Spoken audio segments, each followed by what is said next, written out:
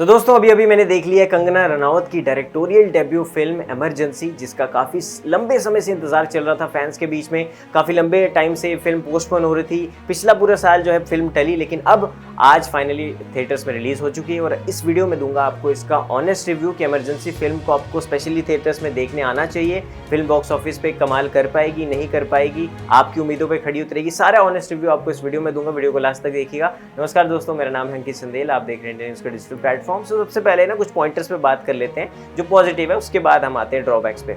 Positive अगर मैं बात कर लूं तो भैया कंगना रनौत की एक्टिंग, मतलब सच में जो उनको बॉलीवुड की क्वीन कहा जाता है ना, वो इस टैग को डिजर्व करती हैं। क्या कमाल का उनका डायलेक्ट था, क्या कमाल का उनका कॉस्ट्यूम, और जिस तरह उन्होंने पूरा अडेप्टेशन किया है ना इंदिरा गांधी जी के, पूरा उनके तरह दिखना, उनके कैरेक्टर में जिस तरह वो ढली हैं, बहुत कमाल की। मुझे लगता है कि उन्होंने काफ़ी ज़्यादा R&D की थी, क्योंकि उनके किरदार में जाना, उनकी तरह जो उनका टोन था, जो वॉइस पिच थी, सेम टू सेम, ऐसा कहीं नहीं लग रहा था कि इंदिरा गांधी की जगह कोई और उनकी आवाज़ को मिमिक कर रहे हैं, कोशिश कर रहा है उनकी तरह बोलने की।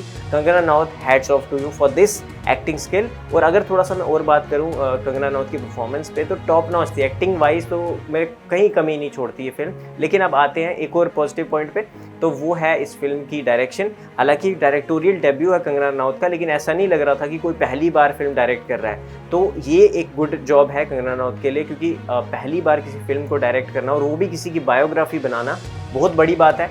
और उसको इतने बारीकी से दिखाना, तो वो फिल्म मेकिंग में आपको भी अच्छे नंबर जाते हैं। हालांकि बहुत टॉप नॉच तो नहीं था, बट हाँ पहली बार के हिसाब से बहुत अच्छा था। अब आ जाते हैं भैया ड्रॉबैक्स पे। तो ड्रॉबैक शुरू करता हूँ कि भैया इस फिल्म का नाम इमरजेंसी नहीं होना चाहिए था, इस फिल्म का नाम होना चाहिए था Indira is India and India is Indira. क्योंकि फिल्म में इंदिरा गांधी को इतना ज़्यादा दिखाया है कि ये इमरजेंसी की कहानी कम, इंदिरा गांधी की कहानी ज़्यादा लग रही थी। तो ये थोड़ा सा मुझे लगा, और बहुत ज़्यादा ही सीन्स डाल दिए थे। बाकी स्टार कास्ट जो है वो ऐसे लग रही थी कि वो सिर्फ actor in supporting role, male female ऐसे लग रही थी।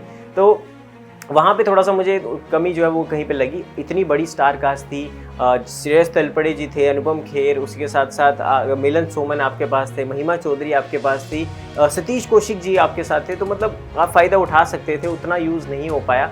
और अनुपम खेर जी का जो रोल था, जो मुझे लगा था, जिस एक्सपेक्टेशंस के साथ मैं गया था कि उनका बहुत इम्पैक्टफुल रोल होगा या बहुत ही इम्पैक्ट डालेगा उनका रोल, तो वो कुछ खास लगा नहीं। अगर वो नहीं भी होते इस फिल्म में तो कोई फ़र्क खास पड़ता नहीं। सतीश कौशिक जी की आखिरी फिल्म थी, तो वो थोड़ा सा इमोशनल लम्हा था, लेकिन जितना भी उन्होंने एक्टिंग उसमें, उनका जितना भी स्क्रीन टाइम था, उन्होंने बहुत अच्छी तरह उसको निभाया। और उनके जो कॉमेडी टाइमिंग्स और जो डायलॉग्स हैं, और डायलॉग डिलीवरी है, मतलब आज वो हमारे बेशक हमारी इस दुनिया में नहीं है, लेकिन उनको आज भी हम, उनके किरदारों को आज भी हम दिलों में याद करते हैं। अब आते हैं थोड़ा सा फिल्म की कहानी पे।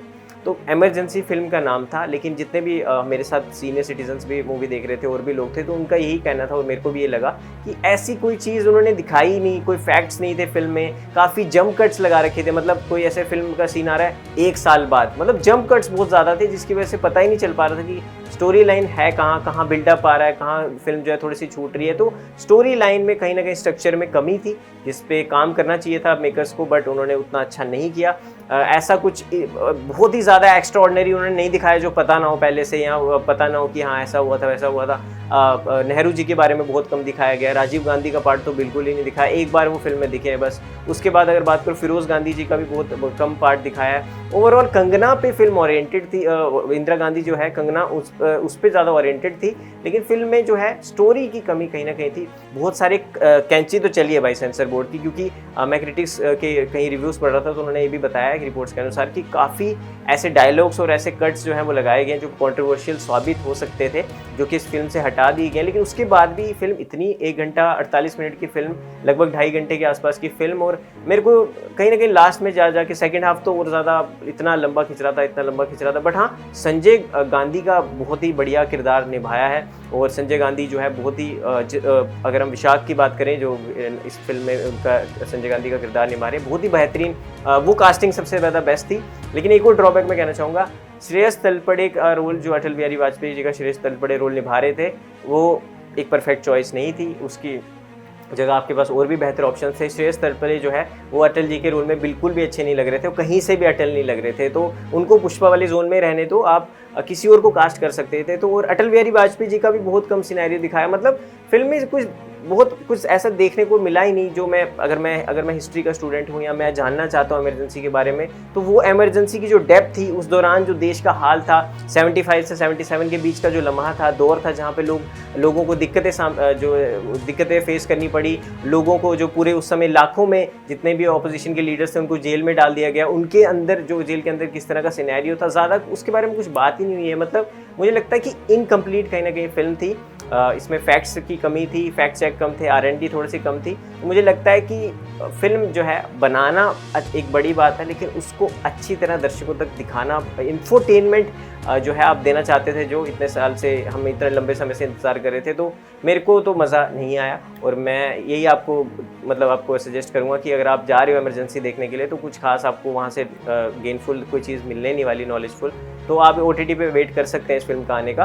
बट हाँ, आज़ाद और ये साथ में रिलीज़ हुई, तो आज़ाद आप जाके देख सकते हैं, उसमें फिर भी एंटरटेनमेंट थोड़ा आपको टाइम पास आपका हो जाएगा। लेकिन emergency Kangana ji sorry, but come back तो नहीं हो पाएगा इस फिल्म से आपका, क्योंकि पिछले साल जो खराब रहा है काफ़ी ज़्यादा, तो ये फिल्म वैसी नहीं थी कि आपका कम बैक करवा देगी, क्योंकि एजेंट अग्नि के बाद वो पिछला साल काफ़ी ज़्यादा खराब रहा बॉलीवुड के मामले में, फिल्मों के मामले में। बट एक्टिंग वाइज गुड, बहुत डायरेक्शन भी काफ़ी हद तक अच्छी है, लेकिन कहानी के थोड़ा सा मात वहाँ पे आप खा गए। लेकिन हाँ, ओवरऑल अगर मैं इसकी रेटिंग की बात की जाऊँ तो करना चाहूँ तो इसको मैं रेट करूँगा 5 में से 3 स्टार। और आपको, अब अगर आपने फिल्म देखी है तो देखने जा रहे हैं तो ये रिव्यू एक बार देख लें, आपको शायद काफ़ी सारी इन्फॉर्मेशन मिल जाएगी। बाकी मैं तो ये कहूँगा कि आप OTT पे इसका आने का वेट कीजिए। तो इस खास रिव्यू में दोस्तों इतना ही, मिलूँगा आपके साथ अगली वीडियो में, तब तक के लिए मुझे दीजिए इजाज़त। धन्यवाद।